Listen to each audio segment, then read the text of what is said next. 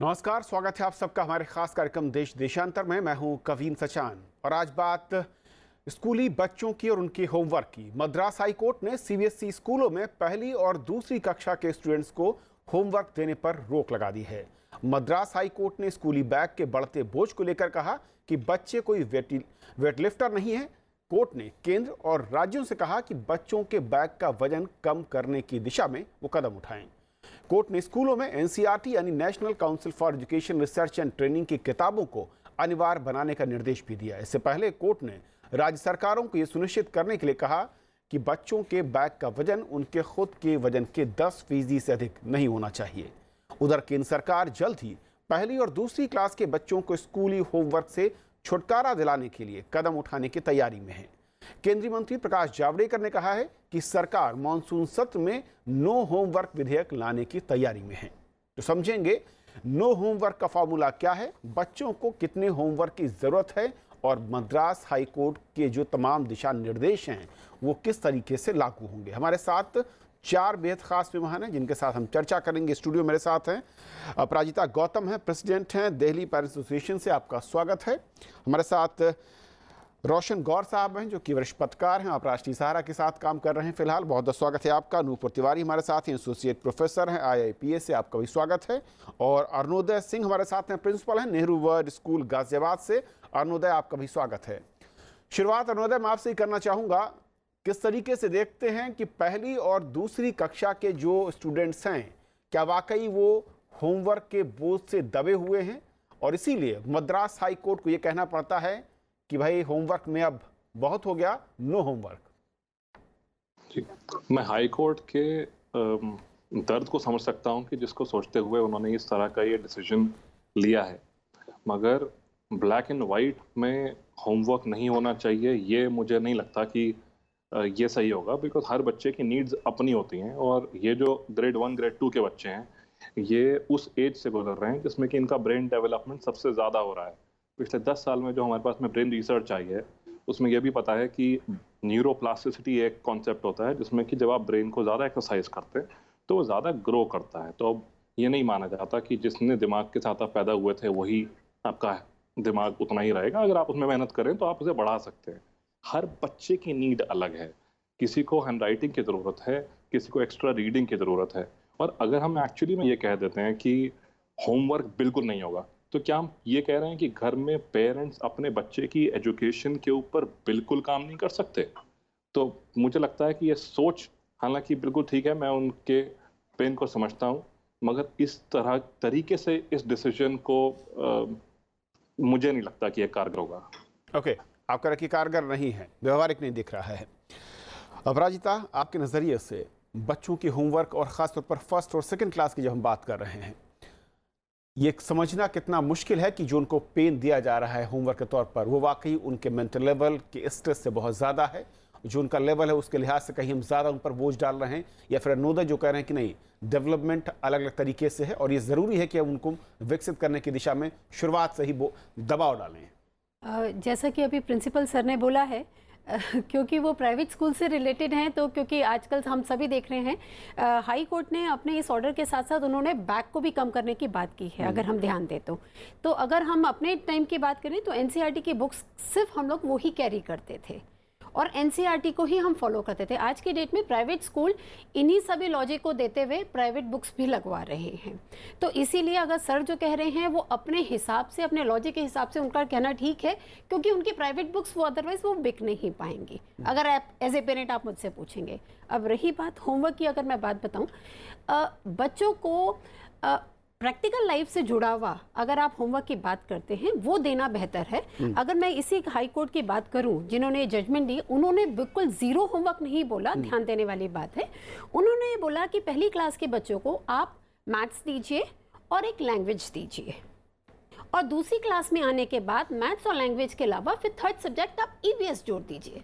अब होता क्या है कि पहली क्लास में ही आकर, जहाँ पे नर्सरी और केजी में बच्चा बुक्स वगैरह में इतना नहीं होता, इंडल्ज नहीं होता, वो खेलते कूदते सीख रहा होता है, पहली में आते के साथ ही हिंदी, इंग्लिश, मैथ्स, ईवीएस, दुनिया भर की चीज़ें दे देते हैं प्लस उसके साथ साथ एक्स्ट्रा होमवर्क क्या दे देते हैं, बच्चों को प्रोजेक्ट्स बनाने को दे देते हैं, सबसे बड़ी बात है।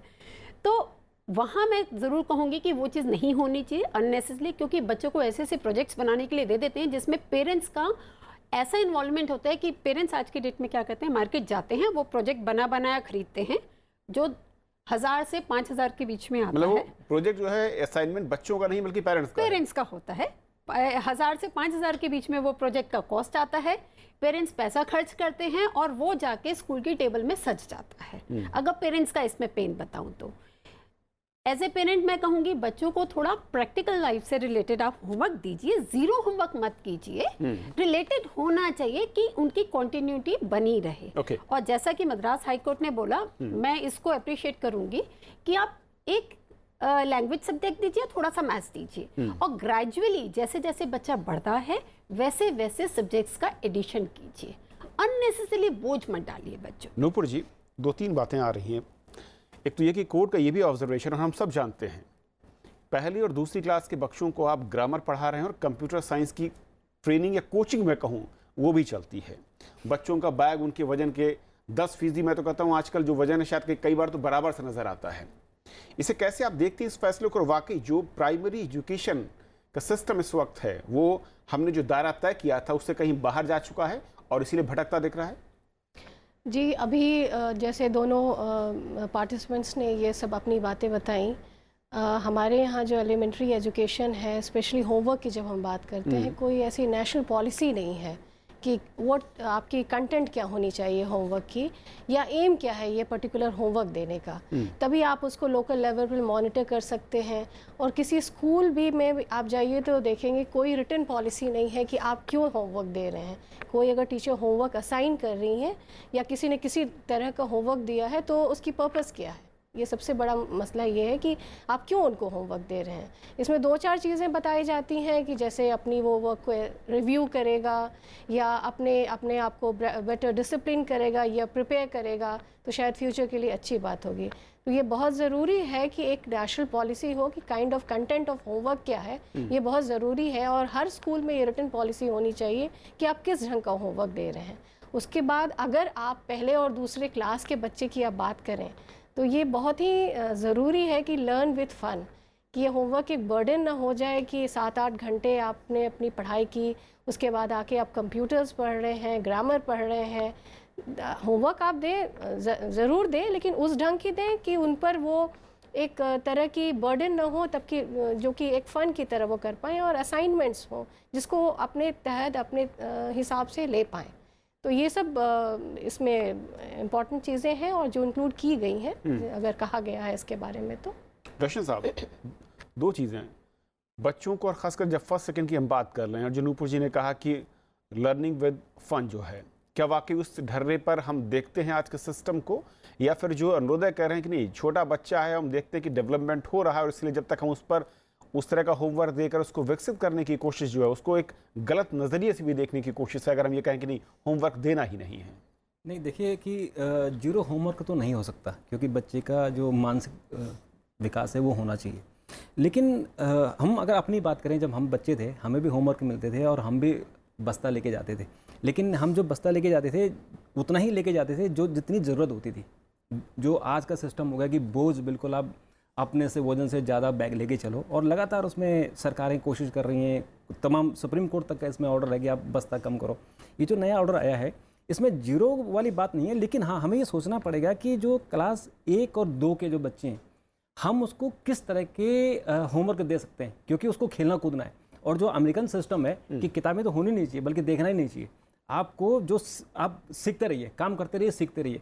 तो जो आपके पास प्रैक्टिकल चीज़ें हों उसमें आप सीखिए, और बच्चों की जो ये उम्र है ये वो खेलने कूदने के साथ सीखने की है। तो मुझे लगता है कि यहाँ हमें फोकस करना चाहिए, हमारी पॉलिसी वहाँ होनी चाहिए कि हमें होमवर्क किस टाइप का देना है, क्या आपको उनको किताबों के बोझ में दबाना है या उनको खेलते कूदते हुए आपको आगे सिखाना है। तो मुझे लगता है यहाँ पे जो सरकार कह रही है, जो अभी प्रकाश जावड़ेकर जी का बयान आया है कि मानसून सेशन में हम कोई विधेयक लाएंगे, तो मुझे लगता है इस बिंदु को ध्यान देना चाहिए कि जो अमेरिकन सिस्टम है, जो यूरोप के कुछ और देशों में सिस्टम है, उस पर हमें ध्यान देना चाहिए। मतलब आप कह रहे हैं कि किताबी होमवर्क ना हो बल्कि प्रैक्टिकल होमवर्क, नॉलेज के जरिए जो होमवर्क देने की बात हो रही है उसकी तरफ खेलते कूदते सीख जाए, खेलते कूदते सीख जाए, सरकार उसकी तरफ शायद कदम बढ़ाने के संकेत भी दे रही है।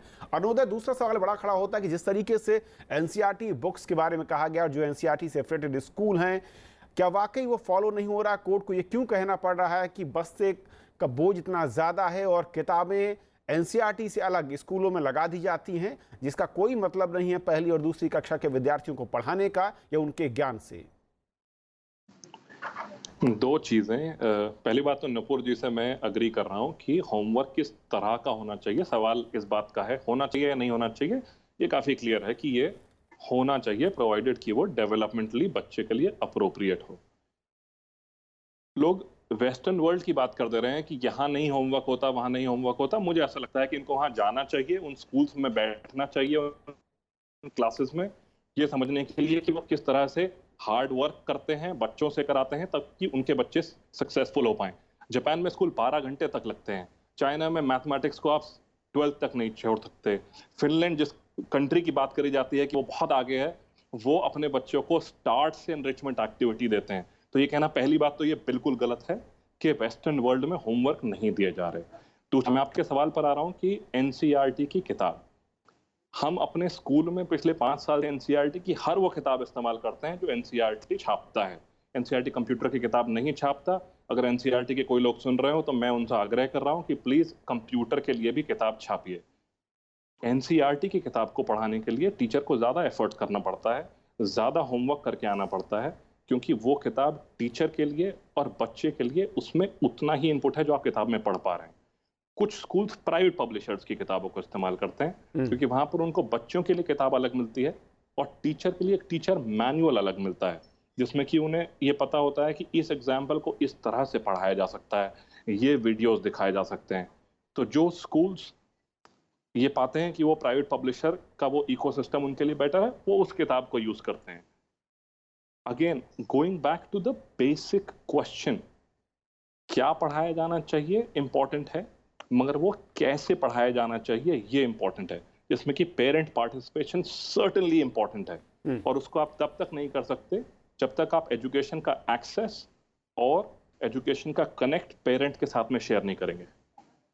लेकिन क्या अनाब जो एनसीईआरटी की किताबें हैं वो सफिशिएंट उसमें मटेरियल नहीं है कि हमें दूसरे पब्लिशर्स की तरफ जाना पड़ रहा है इन स्कूलों को? वाकई इसके पीछे सिर्फ शिक्षा, उसके नॉलेज को बढ़ाना ही एक मकसद है या फिर उसके पीछे कहीं बिजनेस भी एक मकसद है जो आरोप लगते हैं स्कूलों पर? सर, हम पिछले 5 साल पहले करीब तक एनसीईआरटी की किताबों से नहीं पढ़ाते थे, हम प्राइवेट पब्लिशर्स की बुक से पढ़ाते थे। फिर हमें ये रियलाइज हुआ कि एनसीईआरटी की बुक्स इसलिए अच्छी हैं क्योंकि वो एनसीएफ को 100% कवर करती हैं। NCF stands for national curriculum framework, जो कि एक सीडी है जिसमें कि एनसीईआरटी हमें ये बताता है कि ग्रेड 1 में ये पढ़ाएंगे, 2 में ये पढ़ाएंगे, so on and so fourth, 12th तक आप बच्चे को XYZ चीजें पढ़ाएंगे। एनसीईआरटी 100% कवर करता है, मगर एनसीईआरटी उसे इतना कंसाइज करके कवर करता है कि कुछ स्कूल्स को प्राइवेट पब्लिशर्स के पास में जाना पड़ता है, जहां पर कि प्रैक्टिस एक्सरसाइजेज ज्यादा होती हैं, जहां पर कि टीचर्स मैनुअल ज्यादा होते हैं। हम एज अ स्कूल क्योंकि एनसीईआरटी यूज करते हैं तो हमारे टीचर्स को एक्स्ट्रा मेहनत करनी पड़ रही है, उनको प्रैक्टिस एक्सरसाइज बनानी पड़ रही है, उनको स्पाइरल बनाने पड़ रहे हैं। तो जिन स्कूल्स के पास में ये अपॉर्चुनिटी या टीचर स्किल सेट है वो एनसीईआरटी यूज कर रहे हैं, वो आसानी से एनसीईआरटी यूज कर पा रहे हैं। बट वो भी स्कूल हैं जिनकी जरूरतें हैं, जिसकी वजह से उन्हें प्राइवेट पब्लिशर को यूज करना पड़ता है। फिर वो भी स्कूल्स हैं जो डिफरेंट करिकुलम्स रन कर रहे हैं, तो उनको ऑब्वियस ही बात है कि उन करिकुलम्स को रन करने के लिए डिफरेंट प्राइवेट पब्लिशर्स को यूज करना पड़ेगा, बिकॉज एनसीईआरटी हर करिकुलम के लिए किताब नहीं बना रहा है। ये दिक्कत है आप कह रहे हैं कि नूपुर, दो चीज़ें हैं जो बात आप कह रहे हैं कि एक तो जिस तरीके की बुक्स हैं वो कवर तो सब कुछ करती हैं, लेकिन उसको कैसे पढ़ाना है इसकी जानकारी नहीं, इसके लिए प्राइवेट पब्लिशर्स ही एकमात्र ऑप्शन है। इसमें कितना सच है, ये दलील कितनी मजबूत दिखती है? और दूसरा जो उन्होंने एक और पॉइंट कहा कि कई ऐसे सब्जेक्ट हैं जिसको लेकर एनसीईआरटी के पास सिस्टम या बुक्स नहीं है, उसके लिए जाहिर है कि कोई ऑप्शन भी नहीं है। फिर जो उन्होंने बात की कुछ हद तक मैं उससे भी सहमत हूँ, क्योंकि एनसीईआरटी की बहुत सारी किताबें रिवाइज नहीं की गई हैं, जो 15 साल से वैसे ही चली आ रही हैं।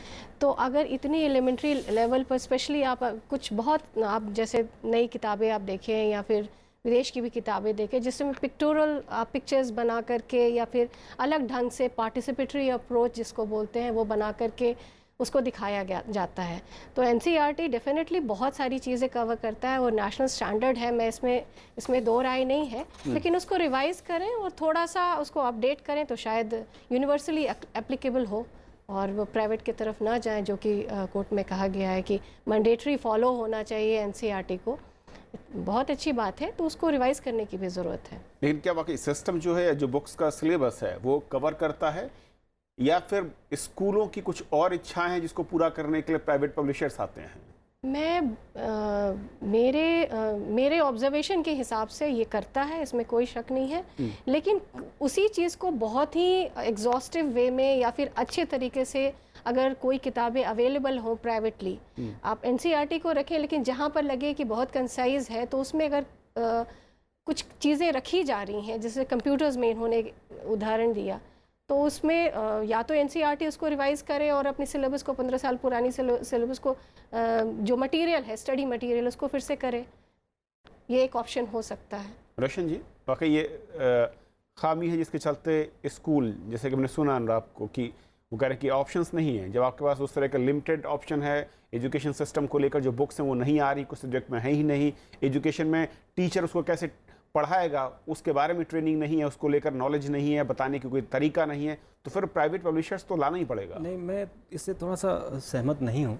उसका कारण यह है कि जिसमें doctor Murli Manohar Joshi HRD minister थे, उन्होंने पूरा एनसीईआरटी के सिस्टम को चेंज किया था, और उसके बाद जब कपिल सिब्बल आए तो उन्होंने फिर उसमें बहुत सारी चीज़ें चेंज की, और अभी एक सिस्टम ऐसा बना हुआ है कि जो उसमें समय समय पे उस पर संशोधन होता रहता है, चीज़ें उससे बदलती रहती है। और इवन कि हम भी कहीं कहीं पढ़ाने जाते हैं तो जो सिविल सर्विस की तैयारी करते हैं बच्चे, हम भी उन्हें एडवाइस करते हैं कि आप एनसीईआरटी की किताब पढ़िए। तो एनसीईआरटी की किताबें अपने आप में सफिशिएंट है, बहुत अच्छी हैं, पुख्ता हैं। अब रही बात कि उसमें डिटेल में जाना है, तो जो प्राइवेट आपके पब्लिशर हैं, वो बड़े बड़े राइटरों को, बड़े बड़े जो हमारे लेखक हैं, उनसे अगर वो कुछ लिखाना चाहते हैं, एक्स्ट्रा पढ़वाना चाहते हैं, पढ़ाइए, लेकिन बेस उसका एनसीईआरटी रहे, क्योंकि एनसीईआरटी ने बहुत अच्छा काम किया हुआ है। तो इस बात से तो मैं ये मानने को तैयार नहीं हूँ कि एनसीईआरटी किताबों में कोई कमी है। अब रही बात कि छोटे बच्चों की यहाँ बात आ रही है कि छोटे बच्चों में हाँ ये हो सकता है कि हमारा जो सिस्टम है, हमारा जो एजुकेशन सिस्टम है, उसमें पूरे बदलाव की ज़रूरत है, क्योंकि हमारा जो मैकाले सिस्टम है उसमें ज़रूरत तो है ही, ये हम आज से नहीं कई सालों से हम बात कर रहे हैं। तो यहाँ पे बदलाव की ज़रूरत है कि क्या हम हंसते खेलते खेलते कूदते सीखें या हम ऐसे किताबों का बोझ डाल के सीखें। यहाँ पे एक बहस की जरूरत, पूरे देश में एक राष्ट्रीय बहस का विषय है ये, और ये सोचना चाहिए। और अगर मानसून सत्र में अगर सरकार एक बिल लाने की कोशिश कर रही है तो इन सब चीज़ों को, और जितने हमारे इस क्षेत्र के लोग हैं, जो विशेषज्ञ लोग हैं, स्कूल के लोग हैं, टीचर्स हैं, उन सबको इसमें इन्वॉल्व होना चाहिए। प्रणीता, आपके नज़रिए से जो प्राइवेट सेक्टर में पब्लिशर या फिर जो उसके साथ जुड़े हुए लोग हैं, क्योंकि आरोप लगाना बहुत आसान है कि उनका बिजनेस मॉडल है या फिर बिजनेस की तरफ इंक्लिन है, इसलिए वो उस तरह की बातें कर रहे हैं, लेकिन बाकी अगर जो पढ़ाने की शैली है और कैसे पढ़ाया जाए, इसके बारे में एनसीईआरटी में कोई सिस्टम नहीं है, तो फिर स्कूल क्या करें? वो कैसे अपने टीचर्स को ट्रेन करें और कैसे टीचर्स उन सब नॉलेजेबल जो लेसन्स हैं उनको बच्चों तक पहुंचाएगा? इसमें मैं आपको बताऊं, पीछे एक आप ही के यहाँ पे एक कार्यक्रम था जहाँ पे एनसीईआरटी के रिप्रेजेंटेटिव आए हुए थे, तो उन्होंने खुद कहा कि हम डिफरेंट टाइम पे समय समय पर ऐसे सेशंस चलाते हैं जहाँ पर हम टीचर्स को भी ट्रेनिंग देते हैं, जो गवर्नमेंट टीचर्स को वो लोग बुला के ट्रेनिंग देते हैं। बट सरप्राइजिंगली उन्हीं का डेटाबेस ये कहता है कि प्राइवेट स्कूल खुद ही इनिशिएटिव नहीं लेते हैं कि वो जाएं और एनसीईआरटी में जाके अपनी टीचर्स को ट्रेनिंग दें। और जैसे अभी प्रिंसिपल सर ने बोला कि टीचर्स को एक्स्ट्रा मेहनत करनी पड़ती है, क्यों आप अपनी मेहनत को बचाने के लिए बच्चों पर, यहाँ पर वही वाली बात आ गई, किताबी बोझ डालना चाहते हो? क्यों आप गाइड सिस्टम, जो पहले गाइड आती थी छोटे बच्चों के लिए भी, जहाँ पे एनसीईआरटी कंसाइज है, बहुत कम शब्दों में उन्हीं बातों को बताया गया है, वो टीचर की रिस्पॉन्सिबिलिटी होनी चाहिए उसको एक्सप्लेन करें। जैसा सर ने भी बताया कि यूपीएससी के अगर एग्जाम्स कोई देता है, हर कोई ये कहता है बेटा आप एनसीईआरटी पढ़ लोगे वो सफिशिएंट है, उसको थॉरो स्टडी कर लो, ये तो रियलिटी है। अगर मैं बात करूं एक्स्ट्रा बुक्स, अभी आपने बोला इल्ज़ाम लगाना वो बहुत इजी है, इल्ज़ाम नहीं है ये, हमारे पास प्रूफ भी हैं। आप ये बता दीजिए अगर ऐसे ज़रूरत नहीं है तो हर स्कूल ने अपना अपना प्राइवेट पब्लिकेशन हाउस क्यों फिक्स किया हुआ है? क्यों वो ये कहता है मेरी ये 10 किताबें तुम्हें खरीदनी हैं? अभी मद्रास हाई कोर्ट ने भी बोला कि सिर्फ एनसीईआरटी की किताबें लगेंगी। आप ये बताइए प्राइवेट पब्लिशर्स की किताबें लगाना ही ज़रूरी क्यों है? हम एक तरफ बच्चों की बोझ की बात करें, प्राइवेट पब्लिकेशंस की किताबें बिल्कुल ज़ीरो हो जानी चाहिए। एनसीईआरटी में यहाँ टीचर्स को मेहनत करना है, आप बच्चे की मेहनत करवा रहे हो, बच्चे का बोझ बढ़वा रहे हो, सब चीज़ बच्चों पे लाद रहे हो। क्या प्राइवेट स्कूल के टीचर्स इतने सफिशिएंट नहीं हैं, इतने एलिजिबल नहीं हैं कि वो एक्स्ट्रा मेहनत करके बच्चों को पढ़ा सकें? एक्चुअली रियलिटी यही है। प्राइवेट स्कूल के टीचर्स इतने एलिजिबल नहीं होते, उनकी एजुकेशन इतनी अच्छी नहीं होती कि वो अपने स्कूल में बच्चों को थॉरो स्टडी करके एनसीईआरटी की बुक्स को पढ़ा सके। अर्नब, मैं चाहूंगा आप इसका जवाब दें। सर, प्राइवेट स्कूल पूरे इंडिया का अगर मैडम एक सेंटेंस में उसका सारांश कर दे रही हैं तो मुझे लगता है कि इन्होंने डीलेट करी है इंडियन एजुकेशन सिस्टम में और अपनी पूरी जिंदगी घुसा दी है सिर्फ इस एक सवाल के जवाब को ढूंढने के लिए। प्राइवेट स्कूल या गवर्नमेंट स्कूल या गवर्नमेंट एडेड प्राइवेट स्कूल, इतने बड़े देश में हर तरीके के स्कूल्स मौजूद हैं। हर स्पेस में लोग अच्छा काम भी कर रहे हैं, कम अच्छा काम भी कर रहे हैं और अच्छा काम नहीं भी कर रहे हैं। ये हर एक सर्विस सेक्टर के साथ में परेशानी है। ये डॉक्टर्स के साथ में भी है, ये लॉयर्स के साथ में भी है, मीडिया के साथ में भी है, गवर्नमेंट के साथ में भी है। एक पूरा स्पेक्ट्रम है। लोग बहुत अच्छा काम भी कर रहे हैं। वो भी प्राइवेट स्कूल्स हैं जो कि पिछले बैच के बच्चों से बुक्स को लोन कराते हैं अगले बैच के बच्चों के लिए। वो भी हैं जो गवर्नमेंट स्कूल तक जाके उन बुक्स को वहां तक भी पहुंचाते हैं। तो ये कह देना कि सभी लोग काम कर रहे हैं, ये बिल्कुल ठीक नहीं है। और ये उन लोगों के लिए बहुत डिमोरलाइजिंग है जो अच्छा काम एजुकेशन में करना चाह रहे हैं और अच्छा काम कर रहे हैं। एनसीईआरटी एनसीएफ 2005 के बेसिस पर है। 2016 की नेशनल एजुकेशन पॉलिसी आनी थी, अब तक नहीं आई है। हम सब लोग उसका इंतजार कर रहे हैं। वापस नुपुर जी से एग्री कर रहा हूं कि हमको चाहे कंटेंट कोई भी हो, चाहे उसको बना कोई भी रहा हो, उसको रेलेवेंट रखने के लिए उसे अपडेट करते रहने की ज़रूरत है। एनसीईआरटी यूज़ करने के बाद मैं आपको ये बता रहा हूँ, एनसीईआरटी अच्छी किताबें हैं, मगर वहाँ पर अगर 2 लाइन में कुछ लिखा हुआ है और टीचर अगर उसे एक्चुअली में एक्सप्लेन करने लगे तो उनको बहुत ज़्यादा देर लगती है और बहुत सारा एफर्ट लगता है। हम एज अ प्राइवेट स्कूल इस काम को करा पा रहे हैं क्योंकि हम सभी लोग मोटिवेटेड हैं और स्किल्ड भी हैं। मगर अगेन, अगर आप पूरे देश की टीचर स्किल सेट और टीचर टाइम अवेलेबिलिटी की बात करें तो एज अ कंट्री हमें टीचर्स को ज़्यादा सपोर्ट करना होगा। क्यों ना हमारे पास में हर उस एक किताब को पढ़ाने के लिए एक मैनुअल हो जिसमें कि लिंक्स हों कि भाई ये वीडियो दिखाई जा सकती है, ये एक्सटेंशंस कराए जा सकते हैं, ये होम असाइनमेंट दिए जा सकते हैं, ये पेरेंट इन्वॉल्वमेंट कराया जा सकता है। शायद काम इस तरीके के एफर्ट के लिए ज़्यादा ज़रूरी इस वक्त है बनस्पत इसके कि हम ब्लैक एंड वाइट में चले जाएं कि होमवर्क होगा या नहीं होगा, एनसीईआरटी किताब होगी या नहीं होगी। ओके, अक्रॉस ऑथर्स, राइटर्स जो काम कर रहे हैं, हमें उनकी एनर्जी को सिनर्जाइज करके अपने बच्चों के लिए एक बेटर कल की कामना करने की ज़रूरत है और उसके लिए काम करने की ज़रूरत है। मैं जो नई पॉलिसी आने वाली, क्योंकि आपने जिक्र किया नाब नूपुर, जिस तरीके से जो संकेत मिल रहे हैं, सिलेबस को आधा करने की बात हो रही है एंड जो बात कही जाती है छोटे बच्चों को लेकर पहली, दूसरी और तीसरी तक में कि खेल के साथ पढ़ाने की बात हो रही है। ये जो मॉडल, नए मॉडल की तरफ हम बढ़ते दिख रहे हैं, इसको लेकर भी किस तरह की चुनौतियां हो सकती हैं? पहले दूसरे क्लास के बच्चे के लिए जो अभी तक चीज़ें आ रही हैं कि बहुत मैंडेटरी उनके लिए है कि ग्रामर भी करें, कंप्यूटर्स भी करें और ओवरबर्डन कर दें सिर्फ एक लर्निंग एक्सरसाइज में ही, वो उसमें काफ़ी कमी होनी चाहिए। वो मैंडेटरी नहीं है। ऑफ कोर्स इसमें वेरी करता है कि किस तरह से हर स्पेसिफिक एरियाज़ में इसको कैसे इम्प्लीमेंट करना है, ये तो स्कूल पर डिपेंड करता है, लोकल लेवल पे करता है। और जो आपने कहा कि 3rd and 4th उसके बाद जब आप डेवलप करते हैं तो EVS और दूसरे ग्रामर्स और मैथमेटिक्स जो हायर लेवल के होते हैं उसको आप इंट्रोड्यूस कर दें। लेकिन अभी बात सिर्फ पहले और दूसरे क्लास की हम कर रहे हैं, तो उसी पर कंसंट्रेट करें। और एलिमेंट्री एजुकेशन पे बहुत ज़्यादा मुझे नहीं लगता है कि बहुत इन डेप्थ कोई स्टडीज़ भी हुई हैं, रिसर्च भी हुई हैं। इन सब चीज़ों की बहुत ज़्यादा ज़रूरत है कि आप नेशनल लेवल पॉलिसी ही बना रहे हैं तो उसके पीछे कितनी कॉन्क्रीट फैक्ट्स हैं ये सब जानें। और 1st and 2nd स्टैंडर्ड के लिए मैंडेटरी एजुकेशन मैंडेटरी होमवर्क जो है उसमें थोड़ी सी कमी होनी चाहिए, उसको लिबरल बनाना चाहिए। और ये चीज़ हमेशा ही ध्यान में ज़रूरी होनी चाहिए, हर स्कूल में एक रिटन पॉलिसी होनी चाहिए कि होमवर्क देने का आखिर आपका मसला क्या है, क्या एम है, क्यों आप दे रहे हैं। और वो क्या हर टीचर उस असाइनमेंट अगर आप दे रहे हैं तो जस्ट चेकिंग एक प्रोसेस नहीं है, लेकिन वो मसला क्या पूरा हो रहा है, बच्चा कितने फ़न से वो चीज़ सीख रहा है। और तो किस तरीके से उस छोटे बच्चे के ऊपर आप बोझ डाल रहे हैं और वाकई कितना वो एक्सेप्ट कर रहा है, स्वीकार कर पाता है, और उसकी जो मैं कहूँ कि उम्र है उस लिहाज से हम उसको सिखा पा रहे हैं जिसके वो काबिल है। बहुत बहुत शुक्रिया आप चारों मेहमानों का हमारे साथ इस बेहद अहम चर्चा में शामिल होने के लिए। और अब बता दें दर्शकों की राय हमारे कार्यक्रम को लेकर। हमने कार्यक्रम किया था कि श्रृंगला डायलॉग में प्रधानमंत्री नरेंद्र मोदी का संबोधन था, उस कार्यक्रम को लेकर दर्शकों ने क्या राय लिखी है यूट्यूब पर। आशीष यादव लिखते हैं कि देश और दुनिया के तमाम जटिल मुद्दों को बहुत ही आसान शब्दों में समझने का सबसे बड़ा प्लेटफॉर्म है देश देशांतर। बहुत बहुत धन्यवाद सर आपका और राजसभा टीवी का। हमारे एक और दर्शक हैं मयंक लोहाने, जिन्होंने लिखा है कि Smita ma'am really explain very well in the simple way. RSTV rocks, देश देशांतर number 1 debate show in the history of TV. बहुत बहुत शुक्रिया आप दर्शकों का।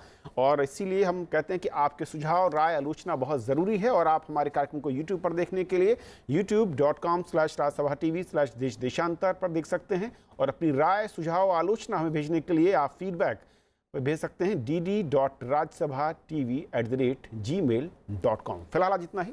नमस्कार।